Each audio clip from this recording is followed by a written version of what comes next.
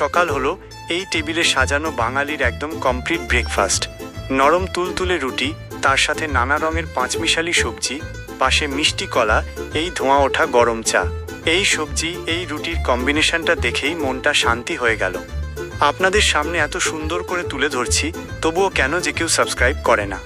আমার এই হার্ডওয়ার্ক আর ডেডিকেশনকে সাপোর্ট করতে কি একটা ক্লিক করতে এতই আলস্য লাগে?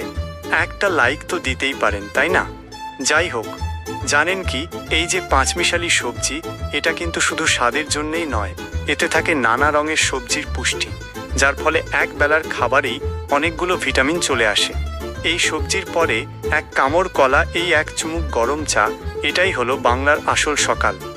আপনারা সাবস্ক্রাইব করে উৎসাহ দিলে আমি আরও অনেক মজাদার এই ঘরোয়া খাবারের ভিডিও আপনাদের কাছে পৌঁছে দেব।